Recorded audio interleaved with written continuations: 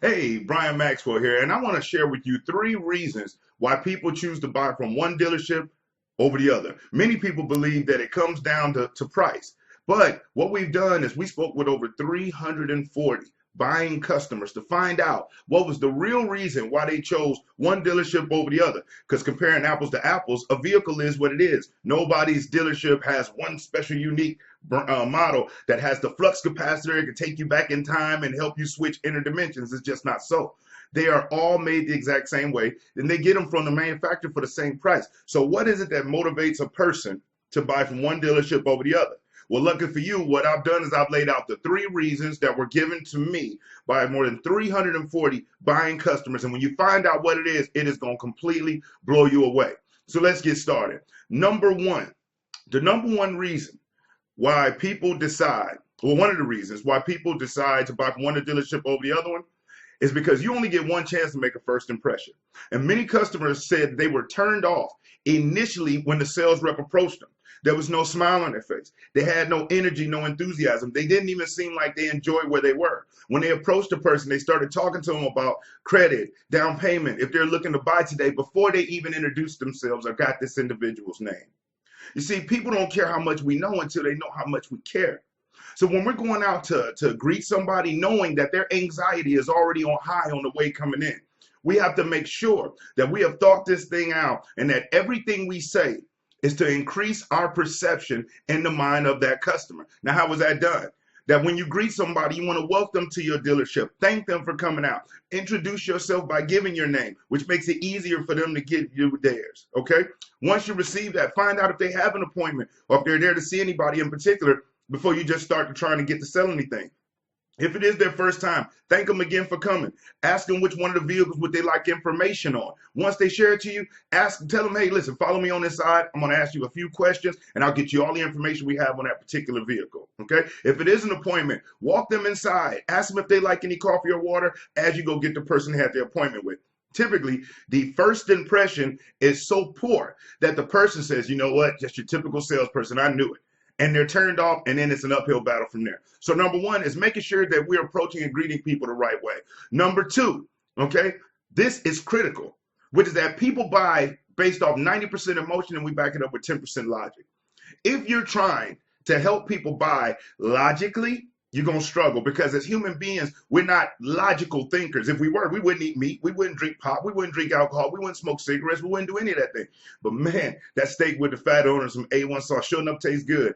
And my goodness, do I need three cars knowing I can only drive one? No, but man, just me having them says a lot about my status. So as you see, we make decisions based off emotional reasons, and we back it up with logic. So what's more important than what your customers think about you, the product in your store, is how they feel.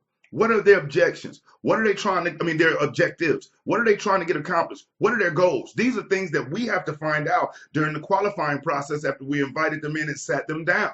See, many people just want to interrogate and go straight through and just asking questions about the vehicle. No, without finding out what the objectives are, what the goals are, finding out what they're actually looking for. So that way we can tailor make the specific option we have for them that will provide value and benefit them. The more benefit that we can show them to make them feel either confident, profitable, feel like a big shot. Whatever it is, people buy 90% based off emotion and back it up with 10% logic. Remember something, people hate to be sold, but they love to buy. So just keep that in mind. It's all about emotion backed up with 10% logic. And energy and enthusiasm is contagious. So be mindful of what type of energy you'll bring into the table. How is your facial expression? How is your mind? Are you there to genuinely help somebody or make a commission? Because this goes off. You ever been in front of somebody and said, man, I got a bad vibe off of them? Well, vibe is the abbreviation of vibration, which means that you're radiating a negative energy, and at the end of the day, that's not beneficial for anybody. So make sure you be mindful. People buy 90% based off emotion and back it up with 10% logic, okay? And the third point is the option that they were provided added no benefit and no value. And here's why.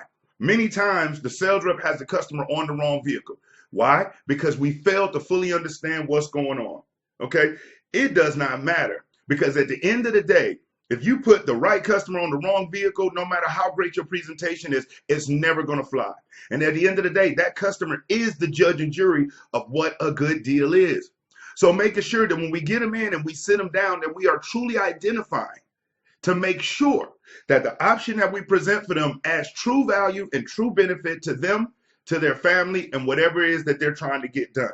Now, how do we do this? By making them a part of the process. It's a partnership.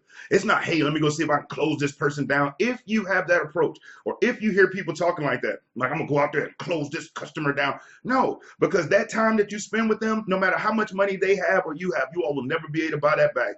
And at the end of the day, they can go someplace else and spend their money and invest their money. You are at your one store. And the last thing you should be doing is doing an excellent presentation to make it easy for a sales rep someplace else. So keep the main thing the main thing.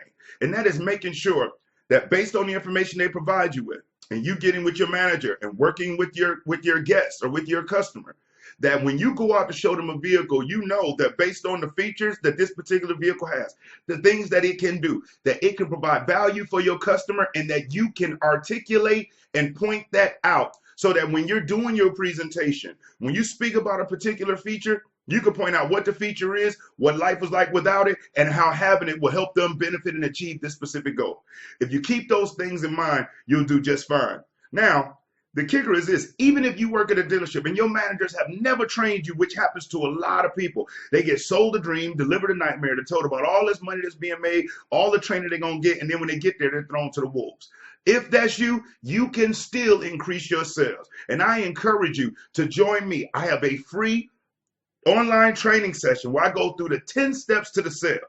Not any type of old model, relevant today that people are using to close deals. And I highly encourage you to just click the link and register for it and watch it. Doesn't cost you anything but a little bit of time. It is short but jam-packed with talking points, talk outs, things that you can use, things that you can say. You can watch this video while you're at your dealership once it gets done and go ahead and start applying it and watch what it does for you.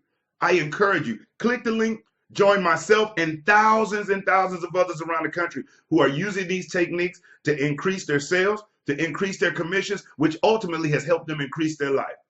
Click the link, register for the event, and get started right now. Other than that, these were the 3 reasons why people bought from one dealership over the other one. And hopefully, based off what you learned in this video, these are mistakes that you won't make. And as a bonus tip, let me throw this in there.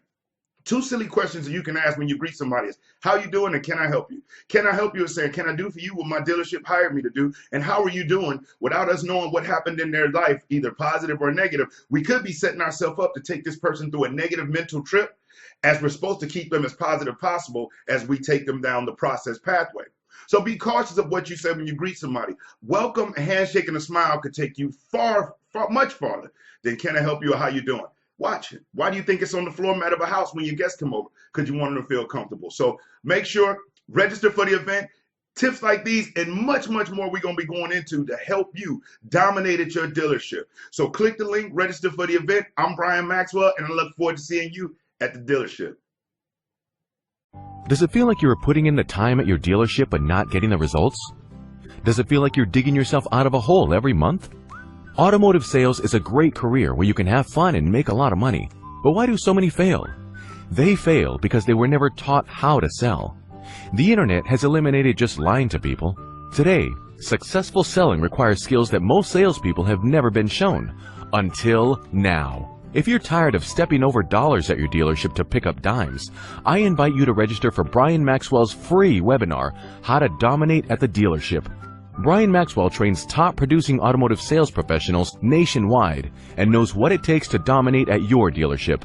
In the event, you will receive Closing Secrets of 6-Figure Earning Automotive Sales Professionals, Fastest Way to be a 20-Vehicle-a-Month Producer, How to Earn $10,000 in 60 days, and much more. Register now and reserve your spot for this free power-packed presentation.